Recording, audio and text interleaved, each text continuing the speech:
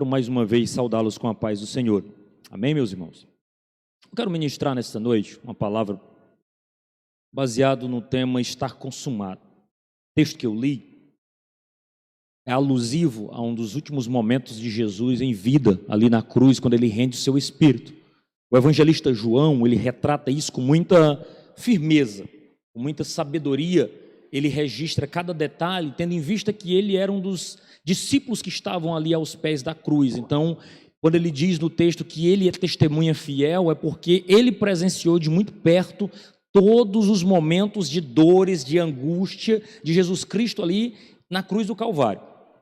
É impreterível que a gente entenda isso, porque ali nós estamos diante de uma declaração extremamente poderosa. Quando Jesus rende o seu espírito, a sua palavra final, após beber daquele vinagre, quando aqueles soldados, ele diz, eu tenho sede, os soldados, em vez de trazer água para o nosso Senhor Jesus Cristo, lhe oferece apenas vinagre, com um tom de deboche, quem sabe, um tom de ironia naqueles momentos finais. Jesus não responde, ele apenas diz a expressão no original tetelestai, que quer dizer está consumado. Palavra simples, talvez para mim e para você, mas naquele fatídico dia de 3 de abril, uma sexta-feira como esta, hoje é 2 de abril, naquele dia, lá em 33 depois de Cristo, a história nos diz que o Senhor Jesus estava ali e rende seu espírito ali por volta das 15 horas da tarde, daquela sexta-feira da paixão. Só que o dia não começou deste modo. Para que você que talvez não esteja familiarizado com o dia judaico, ele é um pouco diferente do nosso. Nós dizemos que o dia inicia às 0 hora, ou seja, à meia-noite. À meia-noite de hoje, nós teremos a finalização do dia 2 e teremos o início do dia 3. Certo? Para o judeu não, o sábado para ele, ou o dia para ele, melhor dizendo, inicia às 18 horas.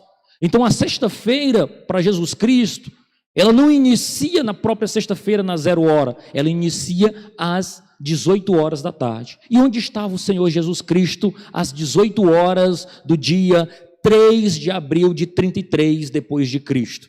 Ele estava no jardim do Getsêmani.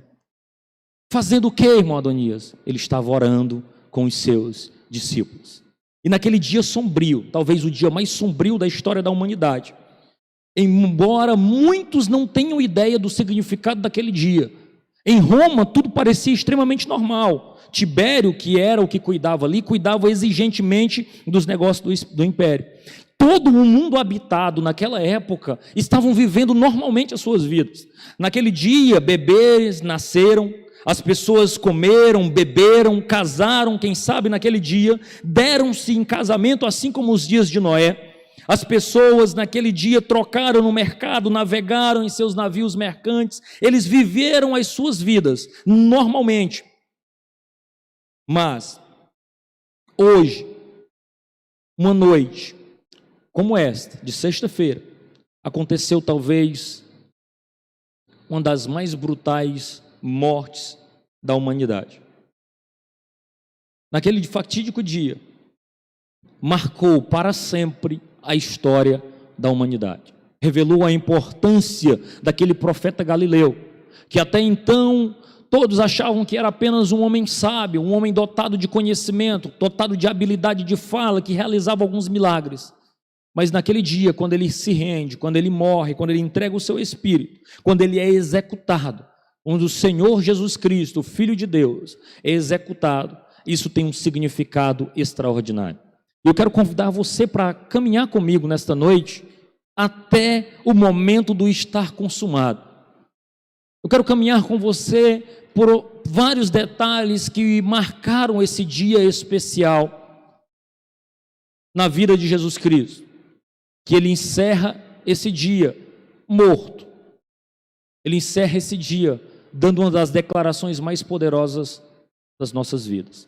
E eu quero caminhar isso em 6 passos apenas: o jardim, o sinédrio, o governador, a cruz, o túmulo e a resposta que eu e você precisamos dar a toda essa narrativa histórica. Então tudo isso, esse dia de sexta-feira 3, ele começa no jardim, né? O dia começou ali às 6 horas da tarde, no jardim do Getsêmani, onde Jesus orava, ele clamava, mas não era uma oração qualquer, era uma oração repleta de angústia, era uma oração repleta de dor, era uma oração de quem sabia o que lhe esperava, era uma oração de alguém que temia, que sentia como humano peso da responsabilidade do seu coração e do significado que seria enfrentar a ira de Deus ao pagar a nossa dívida. Jesus tinha consciência de tudo isso, não é à toa que ali, no jardim, ele soa sangue, ali ele tem uma angústia extraordinária e chega a rogar ao Pai: passa de mim esse cálice, no entanto não seja feita a minha vontade, mas a tua, Senhor. Ele se declara ao Pai e entende que era necessário. Ao terminar a sua oração, Jesus já escuta barulhos.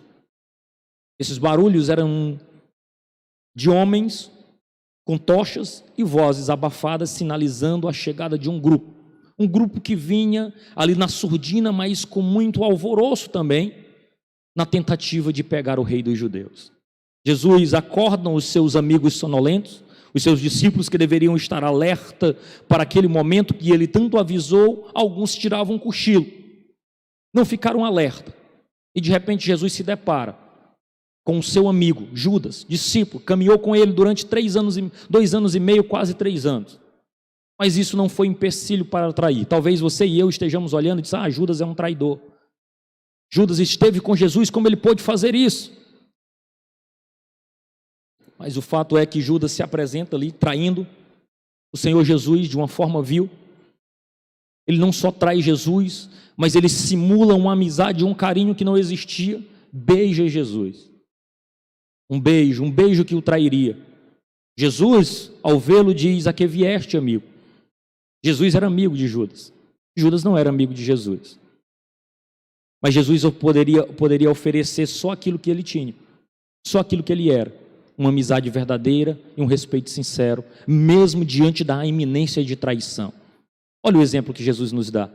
Olha o exemplo que Jesus nos ensina neste momento, através da sua história. O fato é, os soldados e servos cercam Jesus.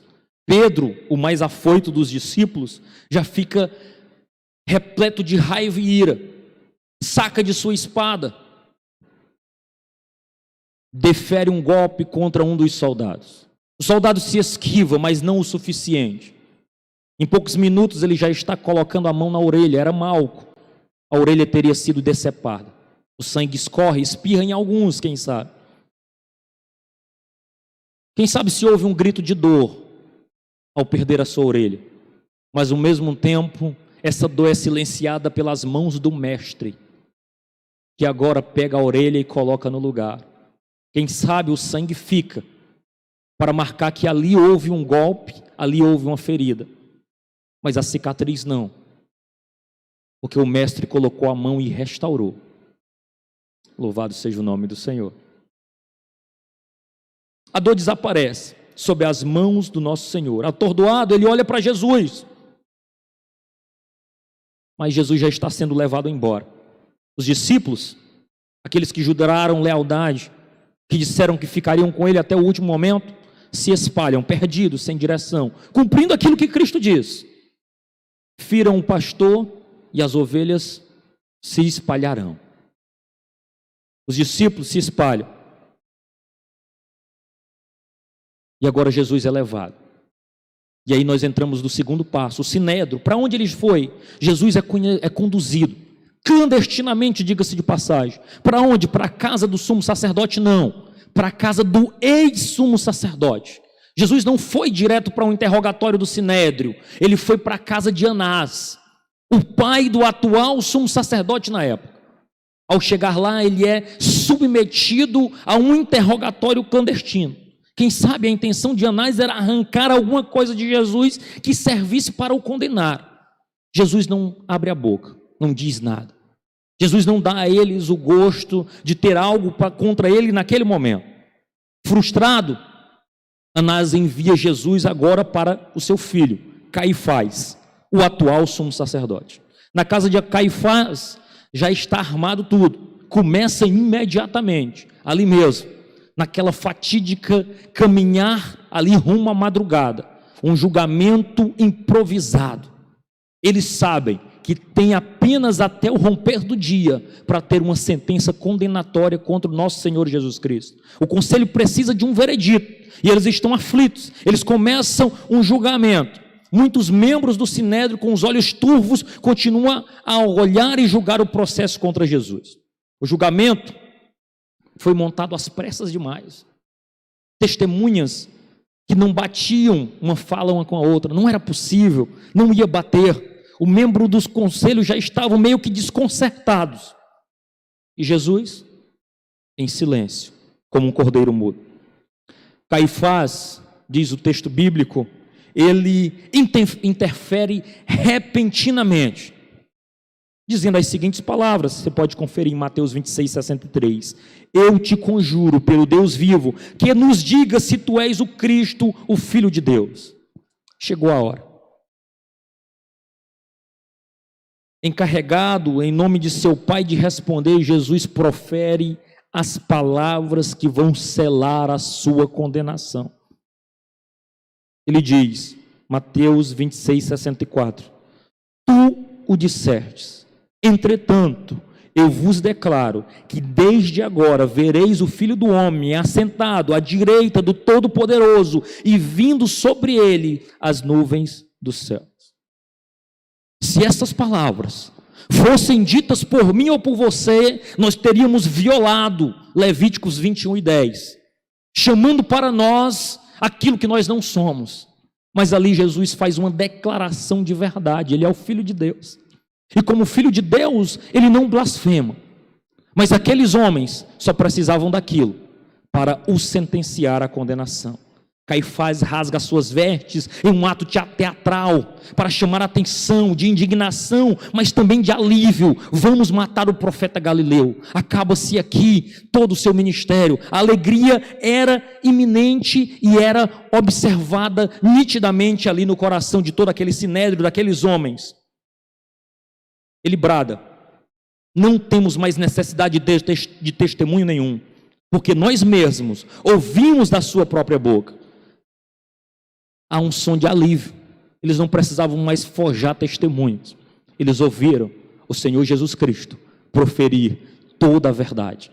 E aquela verdade o condenaria e o sentenciaria à morte.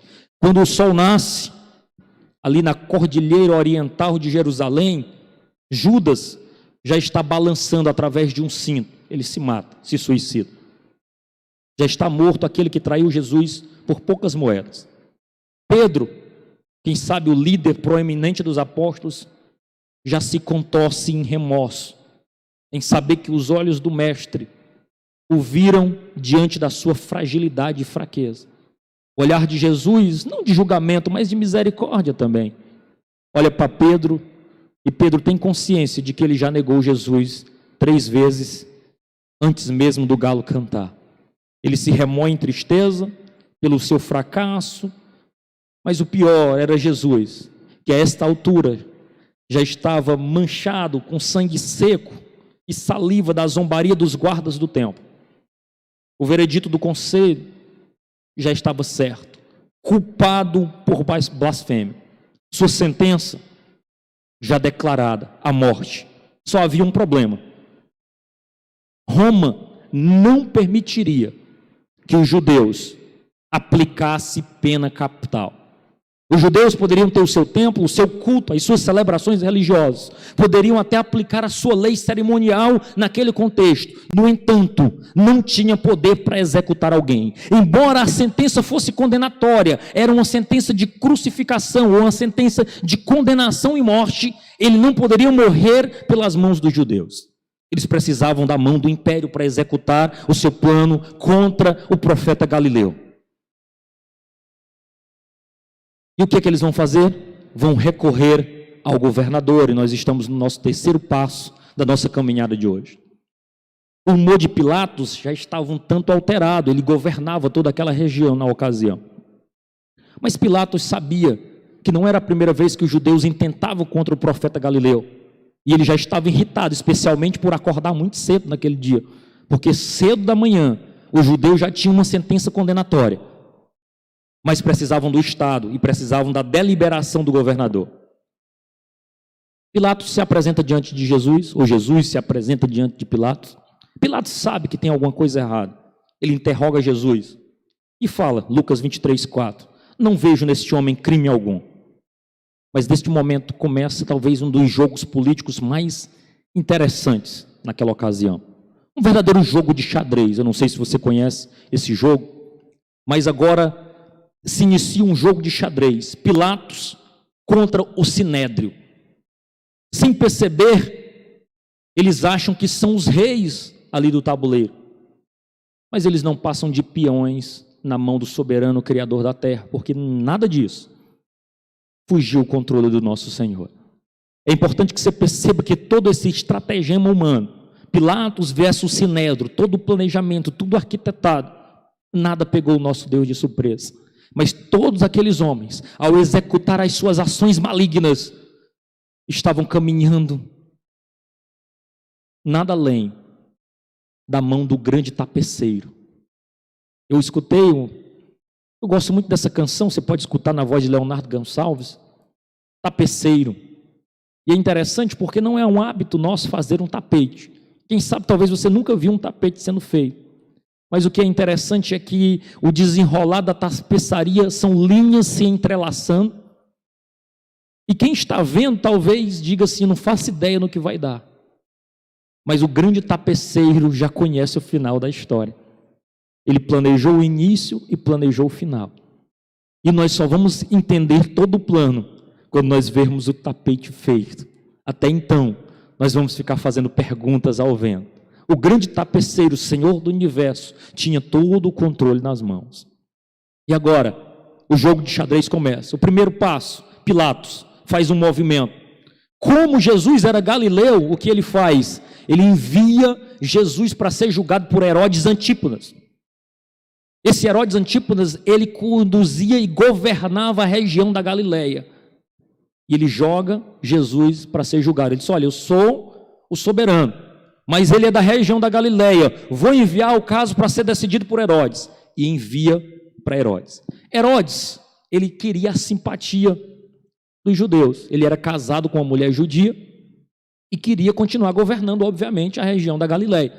Então ele espera de Jesus um entretenimento, que Jesus faça milagres ali na frente dele, que Jesus, quem sabe, tenta convencer ali ele de alguma coisa, mas Jesus se recusa a ser um espetáculo. Herodes Antípadas, desapontado, envia agora Jesus de volta a Pilatos. O Sinédrio conseguiu bloquear o movimento de Pilatos. Pilatos faz outro movimento, ele oferece libertar Jesus. Ele diz, olha, nós estamos na Páscoa, é uma celebração de vocês, eu tenho por hábito libertar um prisioneiro, podemos libertar esse Jesus? O Sinédrio faz a pior escolha, ele escolhe um assassino, escolhe um homem cruel, um ladrão, e diz, Jesus não, nós preferimos Barrabás. Quem sabe você esteja dizendo, que escolha tola daquele povo. Não se surpreenda, o ser humano, sem a percepção de Deus, continua fazendo péssimas escolhas. É assim com você e é assim comigo. Aquele povo escolhe um ladrão, um assassino para lhe governar. Pilatos tenta o último movimento, tenta um outro. Ele faz com que Jesus seja severamente açoitado, na esperança de que quando o Sinédrio visse o sangue derramado de Jesus, ele recuaria da decisão da pena capital, da crucificação. Mas o concílio, o Sinédrio ainda insiste, crucifique ele ainda assim. Cheque é uma expressão comum no xadrez. É quando dificilmente o oponente terá condição de fazer um movimento para sair daquela situação. O Sinédrio faz o último apelo e aponta agora para Pilatos, dizendo o seguinte: esse homem tentou ocupar ou usurpar, chamando a si mesmo de rei, inclusive o nome de César. Você vai conferir isso aí em João 19:10. Se solta a estes, não és amigo de César. Todo aquele que se fizer rei é contra César. Pilatos não tem escolha. Embora ele lavasse suas mãos, ele teria que tomar uma atitude agora. É o que nós chamamos no famoso jogo de xadrez de checkmate. O Deus triuno, irmãos, tem o conselho, tem Pilatos e tem o próprio diabo onde ele quer. Nada disso pegou o nosso Deus de surpresa. Eram exatamente as condições para que Jesus fosse crucificado, morto, se fizesse maldição por nós. Eles não teriam autoridade nenhuma sobre o Filho de Deus. Aqueles homens caídos, gentios, colaboraram apenas para a execução do Filho de Deus, para a morte do inocente, mas para também que este inocente atendesse os requisitos da ira de Deus e que nós pudéssemos alcançar misericórdia. Nós chegamos no quarto passo, a cruz. A manhã declina. Jesus já está brutalmente espancado, uma noite acordado, cansado, fadigado, foi cuspido, foi espancado, foi açoitado, ele está sangrando profundamente. Os soldados romanos eram conhecidos pela sua brutalidade. Não só isso, eles agora debocham de Jesus. Na sua cabeça já tinha uma coroa de espinho, eles já tinham simulado uma falsa adoração a Jesus, posto uma capa nele, um cedro em sua mão, uma cana que com essa mesma cana eles espancavam o Senhor Jesus. Jesus já está extremamente machucado. As marcas nas suas costas já gotejam sangue. Eu quero desenhar essa cena para você não perder a seriedade do que significa esse dia. O Gólgota, também chamado de local de caveira, o local onde seria a crucificação, não está muito longe. Quem sabe 50 metros, dizem os historiadores, dos portões da cidade. Só que Jesus já não tem mais força para carregar aquela barra transversal. Eu sei que é comum você ver por aí como se Jesus carregasse uma cruz inteira, mas não, ele levava uma barra transversal de madeira sobre os ombros, ainda não crucificado nela, apenas amarrado, pesando aí algo em torno de 20 quilos. Jesus não suporta. Ele vai descendo ali as ruas de Jerusalém. Muitos daquela multidão que há menos de uma semana estava gritando hosana nas maiores alturas, balançando os seus ramos, agora já não gritavam bem-vindo aquele que vem em nome do Senhor. Eles gritam uma outra frase: crucifica-o, crucifica-o, crucifica. Jesus marcha descalço, marcando o chão com o seu próprio sangue. A multidão enfurecida, muitos deles, se não fossem os soldados, estapeariam Jesus. Agora os soldados já não fazem mais o papel de espancadores, eles já guardam Jesus, porque senão a multidão faria um lixamento público ali mesmo. O fato é que, em meio à multidão, um homem de cidadania desconhecida, mas muito interessante, quem sabe a sua história, Simão de Cirene, é encontrado no meio. Que nome curioso, Simão. Quem sabe uma abreviação do nome Simeão, como um dos filhos de Jacó. De Cirene. Muito interessante a história. Aquele homem surge do nada, ele veio para as festas da Páscoa ali em Jerusalém e acaba auxiliando Jesus ali e ficou marcando seu nome na história como Simão Cirineu, não como um sobrenome Cirineu, mas como um indicativo de nacionalidade, de Cirene. E aquele homem faz o trajeto final da cruz. 25 minutos depois, Jesus está pendurado, já em pura agonia. Cravos nos seus pulsos, pregos bem cravados, de uma espessura horrível, os tendões extremamente machucados, os pés também pregados ali numa cruz dura. Ele já está pendurado pelos cravos, em plena agonia. Em cima da sua cabeça está escrito majestosamente, em grego, latim e aramaico: este é o rei dos judeus. O rei sangra, o rei é crucificado. O Sinédrio não gostou dessa frase. Não diga sim, Pilatos, diga que ele diz que é. Pilatos, não. O que eu escrevi, escrevi. Rei dos judeus. O rei estava ali. A declaração era pública. Era para quem quisesse olhar. O povo crucificou o seu rei. O rei está ali, ladeado por 2 ladrões. Ouvindo a frases de escárnio embaixo, Lucas 23, 35. Salvou os outros, a si mesmo se salve, se é de fato o Cristo de Deus, o escolhido. Muitos gritavam. Até um ladrão moribundo, que já estava há alguns minutos crucificado, se junta ao escárnio. Eles não entendem que se o rei se salvar, sua única esperança de salvação está perdida. Eles não conseguem ter essa dimensão. Jesus não se ofende. Ele pede ao Pai que os perdoe. Pai, perdoa-os, eles não sabem o que fazem.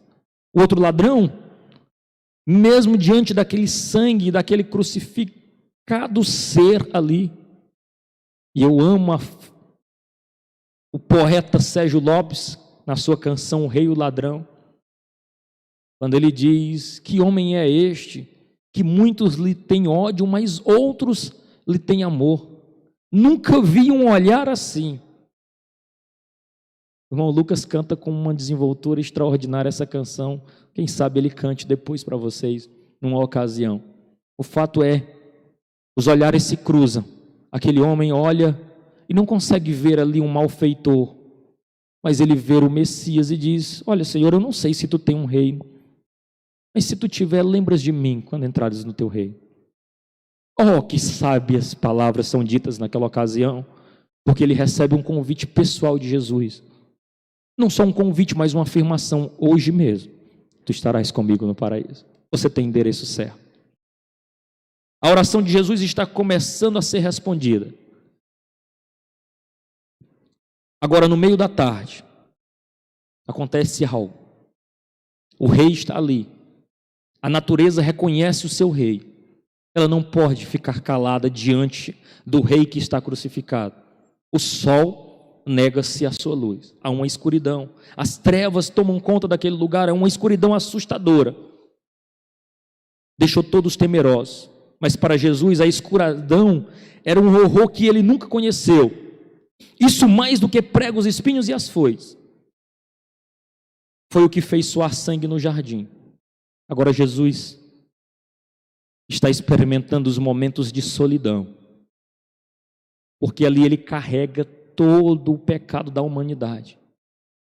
Ele, encharcado de pecado da humanidade, a ira de Deus se acende sobre ele. A ira do Pai está atingindo ele com força total. Naquela ocasião ele já não é um abençoado, ele se torna maldito por nós, como diz Paulo em Gálatas 3:13. Ele se fez pecado. Era um isolamento aterrorizante, ele está separado do Pai, de todos os seres humanos. É impossível não gritar: Eli, Eli, lama sabachthani. Deus meu, por que me desamparaste? É o brado do nosso Senhor, sentindo o desespero do abandono do Criador de tudo, o nosso Deus Pai. Ele suporta. Nenhum amor, humildade ou obediência maior já foi ou será demonstrada na humanidade, na terra ou em qualquer lugar. Ali Jesus sofre as consequências do amor, da humildade e da obediência. O fato é, meus irmãos, que já são 15 horas. Jesus sussurra roucamente, dizendo: tenho sede. Os soldados agora escarnecem mais uma vez. Pegam vinagre, umedecem, colocam na sua boca. Ele não reclama, ele declara: está consumado. Tetelestai. A pior e a melhor de todas as mortes humanas, pois nessa cruz ele carregou os nossos pecados. O justo se fez injusto para nos conduzir a Deus. Finalmente, o túmulo. Uma ironia brilhante nesses dias mais sombrios foi o fato de que não foram os familiares de Jesus, não foram os seus discípulos, mas 2 membros do Sinédrio que reclamaram o seu corpo. Aqueles homens foram impactados. Um, não se fala muito sobre ele, José de Arimateia. O outro chegou a visitar Jesus às escondidas. João registra ele no capítulo 3, Nicodemos. Estes 2 homens envolvem o corpo do nosso Senhor Jesus Cristo no lençol e colocam eles ali num túmulo. Cumpre-se a escritura: nenhum osso seu é cortado, mas uma lança transpassa o seu lado. Eles envolvem Jesus, levam. Naquele dia não é possível tratar o corpo de Jesus adequadamente. Elas vão voltar na manhã de domingo, na tentativa de colocar especiarias num corpo que já não está mais lá.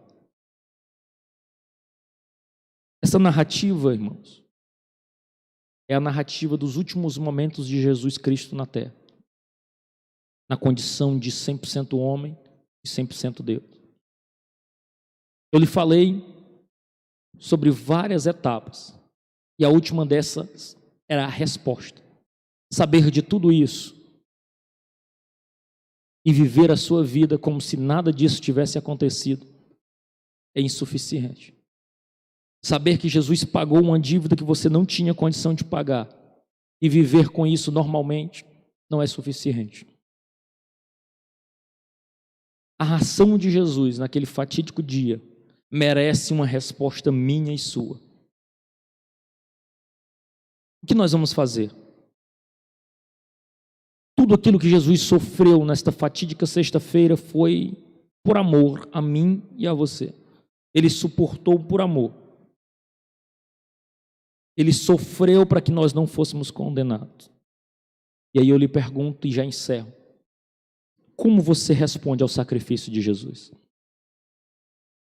Eu posso dizer para você que talvez o modo melhor de responder ao sacrifício de Jesus é: arrependa-se dos seus pecados, creia nele para a salvação, abandone os seus atos de justiça própria e recorra à justiça de Cristo comprada na cruz. O está consumado de Jesus é que ele declara que cumpriu todos os requisitos para satisfazer as exigências de Deus. Naquela cruz, o inocente tomou o lugar do culpado. Aqueles que pecavam não foram sentenciados pelos seus pecados, mas encontraram em Jesus a oportunidade de mudança de vida. Responda a Jesus abandonando sua forma de viver pecaminosa. Abandone os seus pecados, a mentira, o roubo, o engano, a ira. Não pense que viver despretensiosamente com um cartão de membros guardado dentro da Bíblia ou na carteira é suficiente para chegar aos céus. Se você continuar pecando deliberadamente como se não houvesse um Deus nos céus, te sentenciará ao inferno. Mude de vida. Chega de brincar de ser crente. Chega de levar uma vida de qualquer maneira.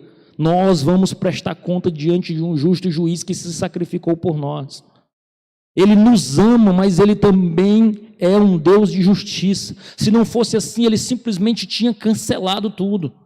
Mas não, ele sacrificou o seu próprio filho. Por causa dos meus e dos seus pecados, Jesus teve que morrer. A cruz não é só um símbolo de amor. A cruz também é uma declaração de quanto nós somos miseráveis, que Deus teve que matar o seu próprio filho para que nós pudéssemos ser reconciliados com ele. A cruz é um símbolo de amor, sim, mas é uma declaração da nossa depravação, de quanto nós somos miseráveis, do quanto nós abandonamos a Deus e nos voltamos para os nossos próprios prazeres. É preciso que você entenda isso, porque senão você vai pensar que você é um crentezinho especial de Jesus. E se você não se converter, se você não levar uma vida reta, eu lamento lhe informar, mas o seu destino não é as mansões celestiais, e sim o lago de fogo. Você pode dizer, mas é uma época da graça, Jesus nos ama. Quem mais falou de inferno foi o próprio Senhor Jesus Cristo. Se você acha que nós vivemos uma hipergraça, leia a sua Bíblia, você vai se surpreender com as declarações de Jesus sobre o inferno, para aqueles que não pautarem as suas vidas pela palavra de Deus. Creia em Jesus Cristo para a salvação. Creia que esse sacrifício aconteceu por mim e por você. E se você crer nisso, você será salvo. E uma vez salvo, ande como um digno da luz, como sal e luz deste mundo. Abandone os seus atos de justiça própria. Sabe qual é o nosso problema? É que a gente sempre bota a culpa no outro. Nós gostamos de nos justificar. Nós gostamos de dizer que os nossos pecados, de algum modo, é responsabilidade de alguém. Eu quero dizer que a declaração bíblica é que todas as coisas estão nuas e patentes aos olhos daquele com quem haveremos de prestar conta, como diz Hebreus 4:13. É individual, é pessoal, é intransferível. Você pode se esconder de quem quer que seja, fingir que leva uma vida normal no meio da sociedade, mas o soberano Senhor da terra te conhece o teu deitar e o teu levantar. Todas as coisas estão nuas, sem roupa, está diante dele. Ele consegue enxergar todas as coisas. E por último, recorra a Jesus, corra para Ele. Essa mensagem não é uma mensagem para deixar você sem esperança. É uma mensagem que diz lá, abandone a sua forma de viver e corra para Jesus. Ele suportou tudo isso por mim e por você. Então, novamente, eu espero que você abra a sua Bíblia e consiga contemplar essa sexta-feira no jardim, no sinédrio, diante do governador, na cruz, no túmulo, e elabore uma resposta de declaração de amor, de serviço, de adoração única e exclusiva ao nosso Senhor Jesus Cristo. Que Deus em Cristo nos abençoe. Amém.